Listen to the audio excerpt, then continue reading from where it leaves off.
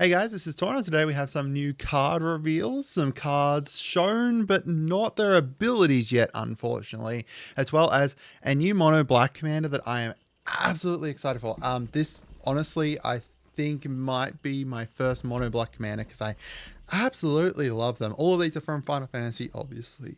I'm kind of middling excited about Final Fantasy. I'm not a huge fan of the games. Like I've never actually played them or anything like that. I assume that I'd like them because I like the kind of turn-based games, but I'm, not as excited about Final Fantasy as a lot of other people, but I am excited about new cards because that's what I play Magic for, new cards. So let's go through them. First up, we have Shantotto, the radical lady from Final Fantasy 11. So this is obviously a, machine translation, so it might not be exact. Most of it's most likely accurate though.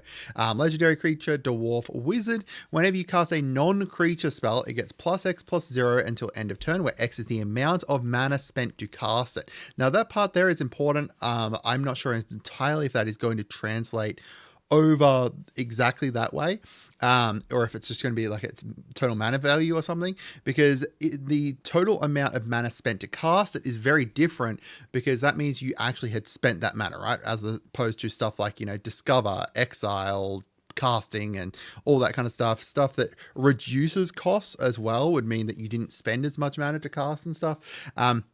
It's a good mechanic, I think. It's not overpowered or anything. It's pretty decent. And then if you spent 4 or more mana, then you draw a card. So it's kind of like to bypass that whole I'm going to cheat out a million, big cards, omniscience kind of stuff, and then draw a million different cards because now I have, I'm getting card draw each time I cast one of these big things. If this is the actual flavor text of this, I would love it, but some people are pointing out that it's very unlikely to be that because of the fact that it doesn't rhyme like she does in the games. I don't know. I don't play Final Fantasy again. So overall, looking at her, most likely you're going to look at either like a spell slinger deck or like an artifact based deck. Is it has a bunch of artifact based stuff, you know you got like Mystic Forge to allow you to cast your artifacts off the top. You've got Mirror Works there to be able to copy them. Or you, as I said, kind of spell slingery stuff. Brass's Bounty works well here because you're going to cast a big spell, get a whole bunch of treasures, and then you can use those treasures to create additional things. The Discover for Hit the Motherload won't work here because you do cast it. You cast it without paying its mana cost, so therefore it's not spending the mana. But you still get those treasures as well to kind of cast something in the future. So, Spellslinger or artifacts is the way I would most likely see most people kind of building her. I think artifacts would be a very interesting idea. Extra card draw for it's not bad. Buffing her up as well to potentially swing in would be very interesting. Next up, we've got the two that were like shown but not revealed yet. So we've got the Kefka one here, Kefka Court Mage and Kefka Ruler of Ruin. The art on these is absolutely amazing. From memory, this is one of the original Final Fantasy artists here. Yoshitaka Amano, from memory, from what my friend Jackson Jackson has told me. I'm pretty sure that they are one of the original kind of Final Fantasy artists, and the art here is great. Now, this is very likely a 3-color, well, unless they changed it here, 3-color Kefka, because of the fact that you've got like the golden border and everything. I suspect Grixis would make the most sense from what I know about Kefka. That you've got the red. Yeah. I think Grixis is most likely to kind of make sense. And yeah, this art is just really, really cool. And then we've got Sephiroth here. Sephiroth, Fabled Soldier, and then Sephiroth, One-Winged Angel. Also, this is the Sephiroth with the wings that has the arms. From memory, there's a version where he doesn't have his arms and he just has the wing kind of replacing one of his arms. They've obviously, used the art from him having his 2 arms and then his wing. Also interesting that Soldier is capitalized.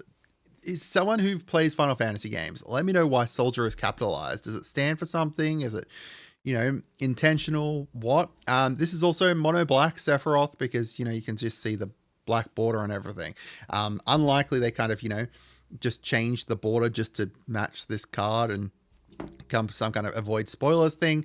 I think they're better off kind of doing it. But yeah, like a mono black Sephiroth here. So that means we've got now three Sephiroths, I think. No, I think there's going to be two Sephiroths revealed.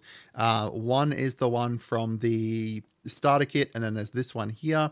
But very likely we get another one, right? Like, I would be surprised if Sephiroth's not within like the Naya precon.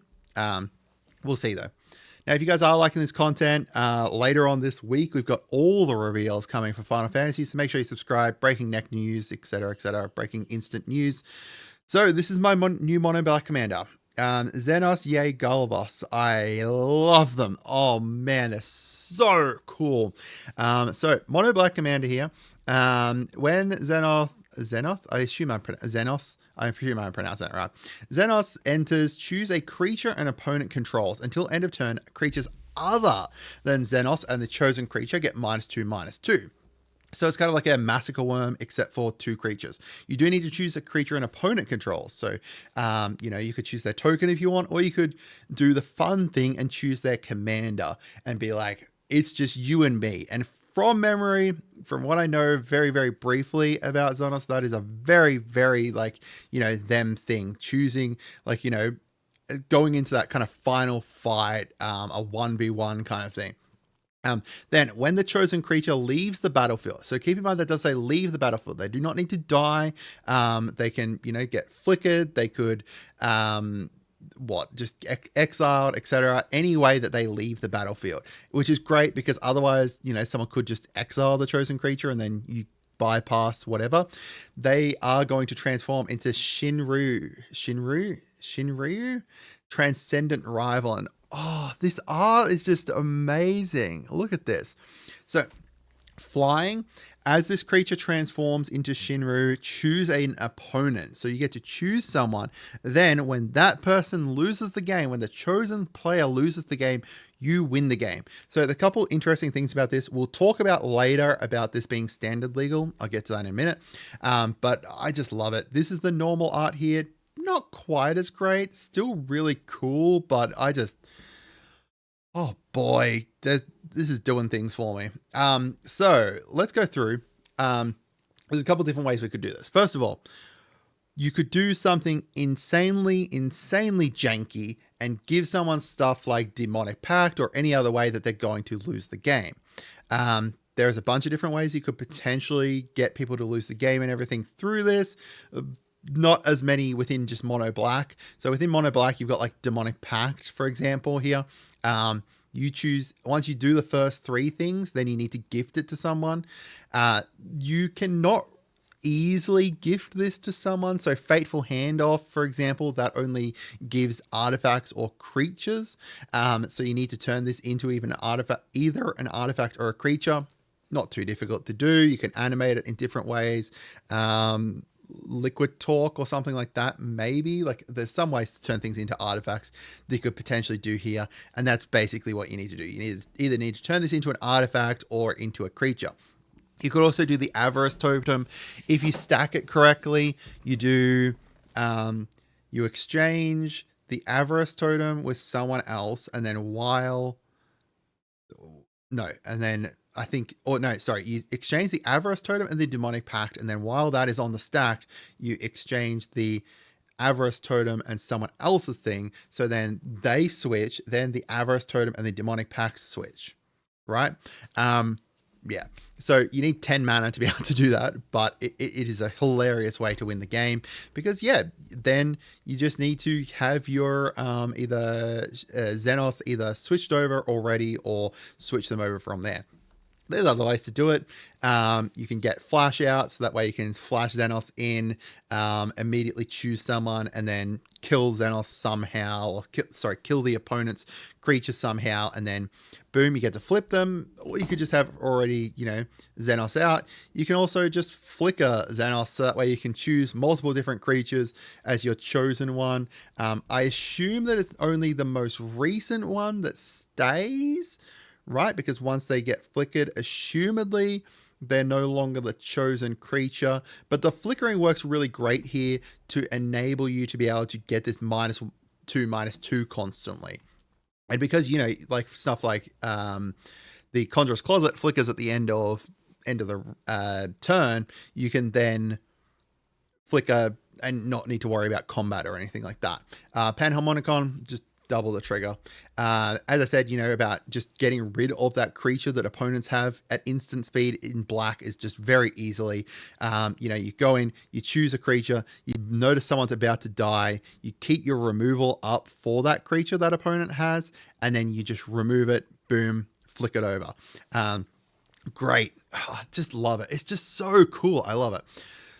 So why is this card a little bit odd? So this Shenru part, the second part here, whenever the chosen player loses the game, you win the game. Now in standard, this is just saying when your opponent loses the game, you win the game.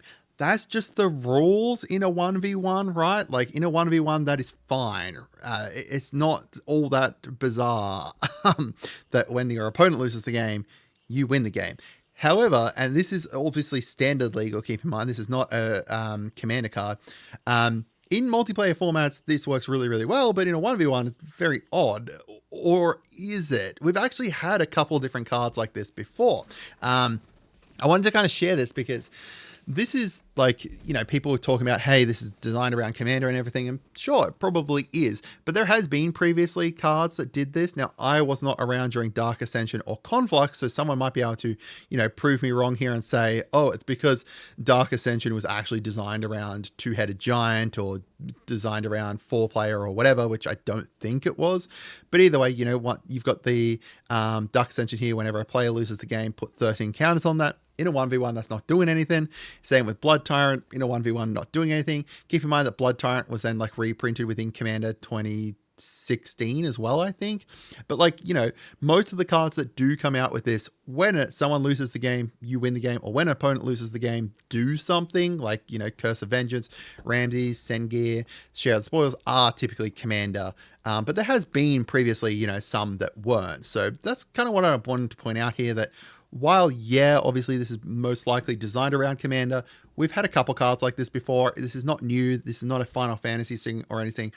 I would kind of like to have seen a kind of like LCI had the LCC special cards that could show up that were like, you know, designed around Commander, but they weren't within the Commander decks or anything. That would have been really cool, but I guess, you know, with the new play boosters, we don't really get that thing anymore. But I'd love to hear from you guys as to what you think. I hope you guys had a wonderful day. I am going to be sitting here dreaming about this Commander. I love it so much. It is so cool. I hope you guys had a wonderful day, and goodbye.